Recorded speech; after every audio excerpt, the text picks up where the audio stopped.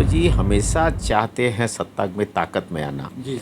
और उनका पूरा परिवार उनके खिलाफ रहता है। उनको वो ज़बरदस्ती जो भी पाए हैं आज तक वो लड़ाई लड़के अपने परिवार में लड़ाई लड़के पाए हैं। हमेशा तेजस्वी यादव को चाहा, तेजस्वी जी को चाहा, कभी भी परिवार ने चाहा नहीं उनको, लेकिन वो अपनी मेहनत अपनी लड़ाई जो उनकी लड़ाई है वो लड़ते रहे हैं। पत्ता जब टूटता है तो हवा में रहता है, बड़ा खुशी होती है, जब ज़मीन पे गिर जाता है उसके बाद उसको उठने के समय नहीं मिलता है। क्या आप जगदानंद जी को और जगदानंद जी आपको बेइज्जत करते रहे? जगदानंद जी कभी चाहते हैं क्या? चिराग पासवान ने इसी तरह की बातें करके, इसी तरह की जो गलत बात, जो कोई प्रतिष्ठित व्यक्ति इस तरह की बातें नहीं करता है, और इसी के कारण उनके चाचा, उनका परिवार उनको छोड़। नमस्कार, आप देख रहे हैं लाइव सिटीज। मैं हूं आपके साथ सौरभ राज। तेज प्रताप यादव फिर से नाराज हो गए हैं और अब आरजेडी से इस्तीफा देने की बात कर रहे हैं।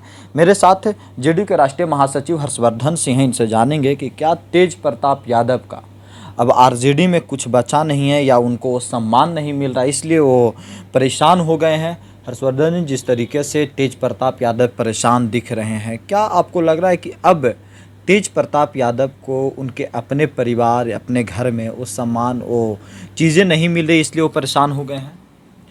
देखिए, ये अब जो लड़ाई हो रही है, ये उनका पारिवारिक लड़ाई है और परिवार में बहुत कुछ नहीं बोलना चाहिए। पारिवारिक लड़ाई है क्योंकि सत्ता की लड़ाई नहीं है जी। तेज प्रताप यादव, जितना मैं जानता हूँ, तेज प्रताप यादव जी हमेशा चाहते हैं सत्ता में ताकत में आना जी। और उनका पूरा परिवार उनके खिलाफ रहता है। उनको वो ज़बरदस्ती जो भी पाए हैं आज तक वो लड़ाई लड़के अपने परिवार में लड़ाई लड़के पाए हैं। और अभी वो बोल रहे हैं कि मैं इस्तीफ़ा दे दूंगा, तो मैं जानना चाहता हूं कि क्या लालू जी चाहते थे कि वो एमएलए हो जाएं? क्या लालू जी चाहते थे कि वो मंत्री हो जाएं? नहीं चाहते थे।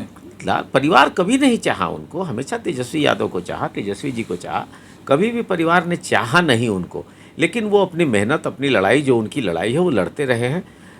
तो अगर छोड़ना चाहते हैं, अगर कहते हैं कि हम लालू जी को इस्तीफ़ा दे देंगे, तो मैं तो यही कहना चाहूँगा कि उन लोग सब खुश होंगे। लालू जी किसी को कोई दिक्कत होगी नहीं और उनकी वही हाल हो जाएगी। वैसे पेड़ से हरा पत्ता टूट जाता है, गिर जाता है, तो उसके बाद उसको सूखना और ख़त्म होना है। आप देख लीजिए ना, बाला साहब ठाकरे के भतीजे ने जी लड़ाई लड़के राज ठाकरे ने किया। राज ठाकरे आज कहाँ हैं? कहीं दिखता नहीं है, कोई न्यूज़ नहीं आती है उनको और न्यूज़ में आने के लिए गाली देना पड़ता है। पत्ता जब टूटता है तो हवा में रहता है, बड़ा खुशी होती है, जब ज़मीन पे गिर जाता है उसके बाद उसको उठने के समय नहीं मिलता। कोई पूछता नहीं। उनके अपने मामा लोग को देख लें, पार्टी से हटने के बाद अगर उससे उनको सीख नहीं मिलता है, अगर वो खुद अपनी लड़ाई नहीं लड़ सकते हैं, अपनी लड़ाई लड़नी चाहिए। और उनको जगदानंद जी बेइज्जत करते रहते हैं, उनको पता नहीं है कि आप जगदानंद जी को और जगदानंद जी आपको बेइज्जत करते रहे। जगदानंद जी कभी चाहते हैं क्या? तो आप अपने साथ बुला लीजिए। देखिए, हमारा उनसे कोई मतलब नहीं है, ना हम अपने साथ बुलाना चाहते हैं, ना हमको कोई उनकी ज़रूरत है। हमारे पार्टी को किसी की ज़रूरत नहीं है। उनके मामा लोग भी बहुत कोशिश कर रहे थे कि बीजेपी में या हम लोग के साथ आ जाए, कहाँ लिया हमारे कुछ ज़रूरत नहीं। तो लोग तो कहते हैं कि आप लोग तीसरे नंबर की पार्टी है, सिर्फ कुनबा बढ़ा रहे हैं, कुछ आप लोग के पास बचा नहीं है। नहीं, देखिए, मैं ये नहीं कहता हूँ, अभी उनकी लड़ाई है, अभी अपनी लड़ाई लड़ लें, अपने परिवार में लड़ाई लड़ लें, लेकिन लोग चाहते हैं, उनके परिवार के लोग, कि वो जो इस तरह का डिसीजन ले। उन्होंने घर छोड़ा, वो एक गलती की, अब पार्टी छोड़ेंगे, दूसरी गलती करेंगे। तो अपना उनकी लड़ाई है, वो अपना खुद लड़े।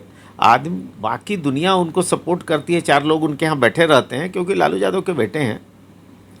तो उनकी लड़ाई अपनी लड़ाई है, उनको लड़ना चाहिए। चिराग पासवान फिर से नीतीश कुमार के ऊपर हमला बोले हैं, एक ऐसा शब्द का इस्तेमाल किए हैं, आप लोग भी सुने होंगे उस शब्द को। देखिए, मैं उनके बारे में सिर्फ इतना ही कहना चाहूँगा चिराग पासवान को, कि चिराग पासवान ने इसी तरह की बातें करके, इसी तरह की जो गलत बात, जो कोई प्रतिष्ठित व्यक्ति इस तरह की बातें नहीं करता है, और इसी के कारण उनके चाचा, उनका परिवार उनको छोड़ दिया। क्योंकि आदमी की जुबान पे लगाम नहीं हो, जो राजनीति में हर व्यक्ति को, राजनीति में विदुर सबसे बड़े राजनीतिकार थे, वो कहते थे कि राजनीति में हमेशा जीभ में गांठ बांध के रहना चाहिए, कि बोलने के पहले उसको खोलना पड़े और उस खोलने में ये उसको समझ में आए कि वो क्या बोल रहे हैं। तो पहले उनको विदुर को पढ़ना चाहिए, पहले लोगों की इज्जत करनी चाहिए, पहले उनको समझना चाहिए कि राजनीति क्या है। राजनीति मुफ्त में मिला है, इतने बड़े पिता के पुत्र हैं, उनके बारे में आज तक मैंने कभी नहीं सुना, न कभी पढ़ा, न कभी देखा कि किसी भी व्यक्ति के साथ बोलते हैं कि शेर के पुत्र हैं, तो शेर की तरह व्यवहार करें ना, गीदड़ की तरह या किसी की तरह भौंकने से कोई फायदा तो होता नहीं है। शेर की तरह व्यवहार करें। रामविलास पासवान के पुत्र हैं, रामविलास पासवान की तरह व्यवहार करें। सब लोगों की, दुश्मन की भी इज्जत करते थे वो जी। आपको समझ नहीं आता है कि आप क्या बोल रहे हैं। आप कहाँ से राजनीति करिएगा? मुफ्त में राजनीति मिली है, विरासत में राजनीति मिल गई, तो राजनीति, और ऐसी राजनीति मिली कि जिन लोगों ने आपको बनाया उसको भी वो लोग भी आपको छोड़ के भाग गए। उनके परिवार के लोग क्यों? क्योंकि आपके बात और आपके आचरण से भाग गए। तो इसलिए मैं उनके बारे में बात बहुत नहीं करूँगा। उनको सुधरना चाहिए और अपने आप को संभालना चाहिए।